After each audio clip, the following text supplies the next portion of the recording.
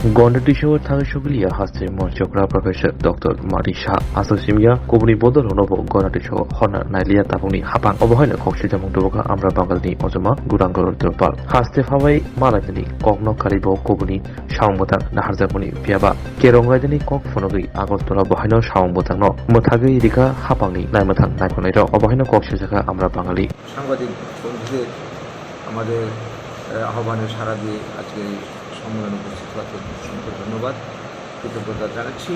আজকে আমাদের সাংবাদিক সম্মেলনের যে মুখ্য বিষয় সেটা হচ্ছে, আপনারা সবাই জানেন যে গন্ডাছড়াতে গত 7ই জুলাই থেকে শুরু করে 12ই জুলাই পর্যন্ত যে ম্যাসাকার হয়ে গেল বাঙালিদের উপর, একটা সামান্য বিষয়কে কেন্দ্র করে আনন্দমেলাতে একজন উপজাতি যুবক দুর্ঘটনাজনিত মানে বলতে পারি আমরা, একে কেন্দ্র করে দোষ চাপিয়ে দেওয়া হয়েছে গোটা বাঙালি জাতির উপর। তার প্রমাণ হচ্ছে পরবর্তী ঘটনাক্রম। তো এই যে ঘটনা ঘটল, যে মারা গেল দুঃখজনক ব্যাপার, আমরা দুঃখ প্রকাশ শুরুতেই আমরা করেছি। তো তাকে কেন্দ্র করে সরকারি সাহায্য তার নামে ঘোষণা হয়েছে, বা আরও যা যা আনুষঙ্গিক সাহায্য দরকার সে পাবে। এই নিয়ে কারোর কোনো বক্তব্য থাকার কথা নয়, আমাদেরও নেই। কিন্তু কথা হচ্ছে, এই ঘটনার জের ধরে অজুহাত বানিয়ে এই যে একটা নির্দিষ্ট জনগোষ্ঠী বলতে বাঙালি জনগোষ্ঠী, এই এলাকার গন্ডাছড়া এলাকার মানে সরকারি হিসেব মতো 165টা ফ্যামিলিকে দেখানো হয়েছে এরা ক্ষতিগ্রস্ত, বাস্তবে কিন্তু আরও অনেক বেশি সংখ্যাটা। তো বাড়িঘর জ্বালিয়ে দেওয়া, দোকানপাট লুট করা, স্থাবর অস্থাবর সম্পদ ধ্বংস করে দেওয়া, লুট করে নিয়ে যাওয়া, এবং তাদেরকে ভয়ভীতি দেখে এমন একটা ত্রাস সৃষ্টি করেছে যে পরিবেশ তৈরি করেছে গন্ডাছড়া এলাকাতে আগামী দিনে ওরা থাকতে পারবে কিনা আদৌ, এটি এখনও প্রশ্ন দেখা দিয়েছে। যারা আক্রান্ত হয়েছে তারা শরণার্থী শিবিরে কি অবস্থা আছে আজ অবধি যে খবর আপনাদের কাছে থাকবে, এটাকে মানুষের জীবন বলা চলে না। প্রয়োজনীয় বাঁচার যা দরকার তা তো পাচ্ছেই না, সেই সঙ্গে তারা এখান থেকে যে বেরিয়ে একটু কারোর সঙ্গে কথাবার্তা বলবে সেই সুযোগ দেওয়া হচ্ছে না। সেখানে বিরোধী দল থেকে শুরু করে সাংবাদিকদের পর্যন্ত ঘেঁষতে দেওয়া হচ্ছে না, ওদের সঙ্গে আমাদেরকেও যেতে দেওয়া হচ্ছে না, অনুমতি নিয়েও সেখানে যাওয়ার উপায় নেই। তো এই যে পরিস্থিতি, এটার অর্থটা কি? গভর্নমেন্ট, যেটা আপনারাও জানবেন, হয়তো খবর আছে, যেদিন ঘটনাটা ঘটে সেদিন স্থানীয় বিধায়িকা এবং কি বলবো এসডিএম সাহেব এবং এসডিপিউ থেকে শুরু করে প্রশাসনের যত উচ্চপদস্থ কর্মকর্তা উপস্থিত ছিলেন ঘটনার দিন, তাদের উপস্থিতিতে এই ঘটনা সংঘটিত হলো। এটা কি ইঙ্গিত করে? এটা আর তো আমরা বুঝতে পারি যে ওদের পেছনে হয়তো বা প্রচ্ছন্ন মদত রয়েছে, নইলে এটা কী করে করতে পারে? তারপরে আজ অবধি যে বিষয়টা আমাদের কাছে সবচেয়ে আশ্চর্যের, যে মুখ্যমন্ত্রী আজ পর্যন্ত সেখানে যাননি। উনি কি এত ব্যস্ত? আমরা দেখতে পাচ্ছি পঞ্চায়েত ইলেকশন নিয়ে উনি এখানে সেখানে যাচ্ছেন। এত বড় একটা ঘটনা এই ত্রিপুরার মতো ছোট্ট রাজ্যে ঘটলো, ওনার যাওয়ার সময় হয়ে উঠিনি আজ অবধি। এবং সেই সঙ্গে এই ঘটনায় যারা যুক্ত, মানে এই ঘটনা ঘটার আগেই এলাকার মানুষ একটা আন্দাজ করতে পেরেছিল এবং তারা প্রশাসনের দ্বারস্থ হয়েছিল, সাহায্য প্রার্থনা করেছিল, কোনো সাহায্য করা হয়নি।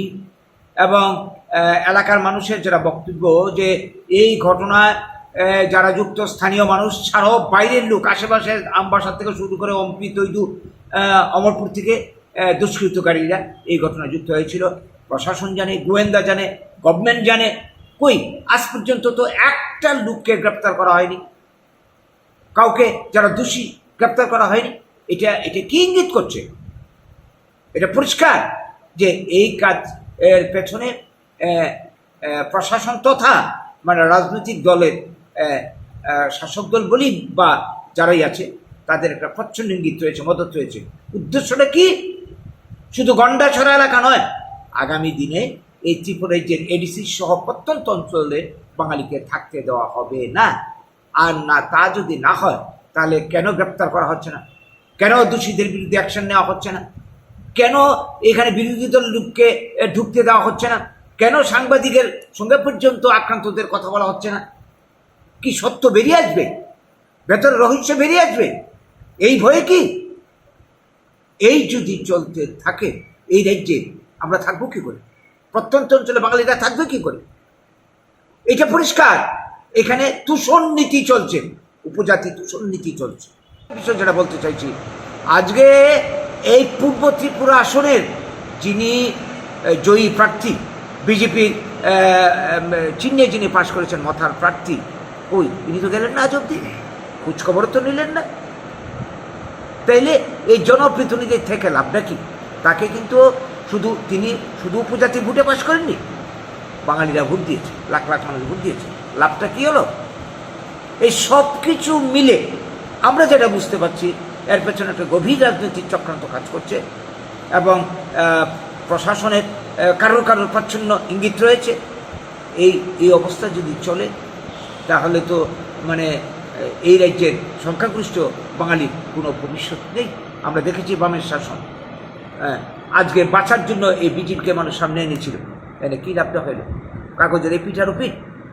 এই জায়গায় দাঁড়িয়ে আমরা এই খবর পাওয়া মাত্র এই আগরতলা শহরের মুখে প্রথম প্রতিবাদী বিক্ষোভ করেছি, আমরা ডেপুটেশন প্রদান করেছি, আমাদেরকে তো এলাকাতে যেতে দেওয়া হচ্ছে না, এই ডিএমের কাছে, ধলাই ডিএমের কাছে দিয়েছি এবং আমরা এই দাবি নিয়ে, তাদের সমস্যা নিয়ে আমরা রাজ্যপাল মহোদয়ের কাছে ডেপুটেশন দেওয়ার জন্যে আমরা দরখাস্ত জমা দিয়েছি। আগামীকাল ডেপুটেশন হওয়ার কথা, কিন্তু পারমিশন এখন অবধি আমরা পাইনি। অফিস থেকে আমাদেরকে বলা হয়েছিল যে পারমিশন আমাদেরকে পাঠিয়ে দেওয়া হবে, আমাদের খোঁজ নেওয়ারও দরকার নেই, যাওয়ারও দরকার নেই। আমরা অপেক্ষা করছি আজকের অফিসার 5টা পর্যন্ত কোনো খবর আছে কিনা। তবে আমরা যতই সময় যাচ্ছে আমরা নিরাশা হচ্ছি। কারণ কি, এই মুহূর্তে আরেকটা ঘটনা ঘটে গেল, সেটা হচ্ছে যে আমাদের কি বলে, এই যে সমস্যাটা চলছে ত্রিপুরাতে, এইখানে মানে আমাদের বক্তব্য জনসাধারণের কাছে তুলে ধরবার জন্যে আমরা এখানকার প্রশাসনের কাছে আমরা অ্যাপ্লিকেশন করেছিলাম। আমরা স্ট্রিট কর্নার মিটিং করব, আমরা একটা মিছিল করব, প্রতিবাদী বিক্ষোভ করব আগামীকাল। এর জন্য আমরা অ্যাপ্লিকেশন করেছি। গতকাল আমাদেরকে অফিস থেকে, এসডিপিউ অফিস থেকে আমাদের একটা চিঠি দিয়ে ধরিয়ে দেওয়া হয়। সেখানে পরিষ্কার লেখা আছে, your application has been carefully examined. However, due to apprehension of breach of law and order, the permission is regretted. মানে বাতিল করা হবে। ল অ্যান্ড অর্ডারের প্রশ্নে, আইন শৃঙ্খলার অজুহাত দেখিয়ে আমাদেরকে এই অনুমতি বাতিল করে দেওয়া হলো। আর অন্যদিকে এরা বলছে না রাজ্যের আইন শৃঙ্খলা সুন্দরভাবেই চলছে, খুব ভালোই চলছে রাজ্য, আইন শৃঙ্খলার কোনো বিষয় নেই। আর আমরা যখন গণতান্ত্রিকভাবে কথা বলতে চাইছি তখন এরা বলছে আইন শৃঙ্খলা ঠিক নেই। এই যে বিপরীত কথা কিন্তু হয়ে গেল। আমরা কি বুঝবো এর থেকে? আসলে বিরোধীদেরকে কথা বলতে দেওয়া হবে না, এটি প্রমাণ করছে সব কিছু মিলে। আমরা এই সরকারের এই ধরনের মনোভাবের তীব্র প্রতিবাদ করছি, ধিক্কার জানাই। এইভাবে কি তারা গণতন্ত্রের ত্রুটি চেপে ধরবে?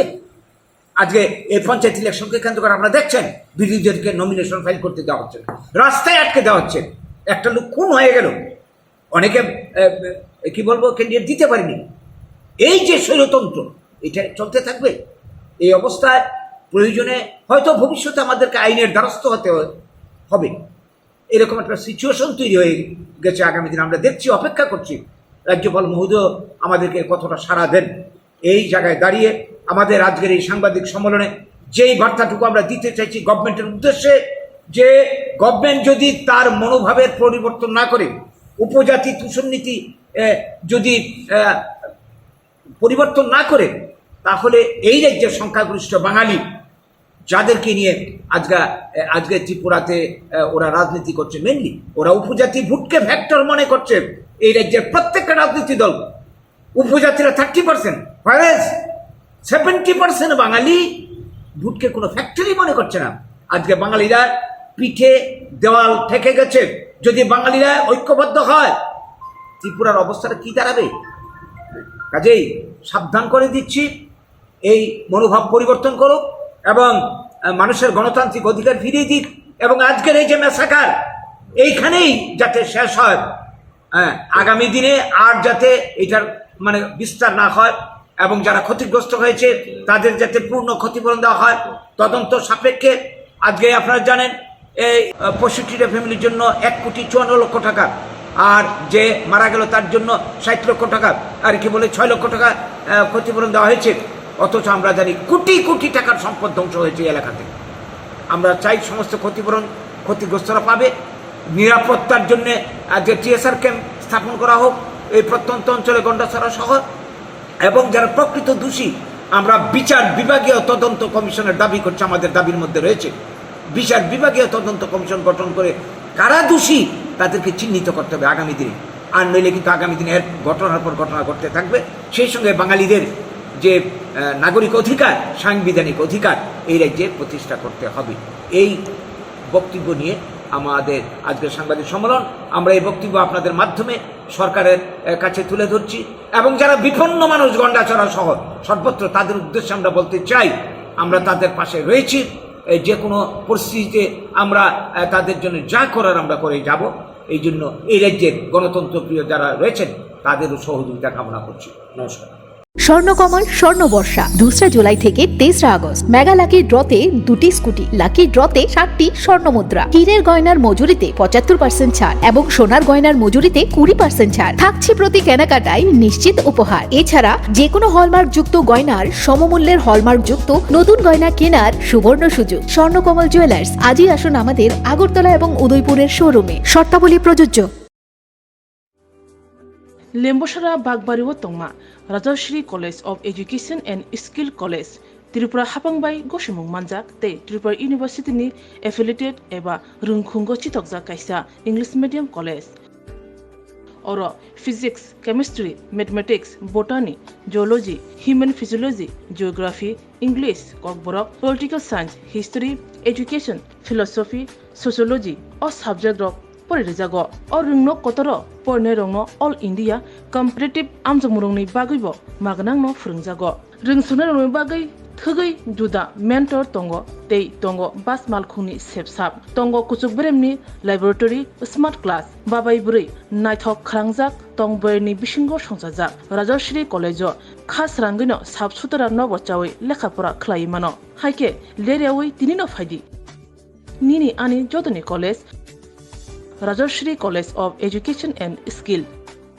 निकुमा बागबारी लेम्बसरा त्रिपुरा ककदुग नंबर 9873673875।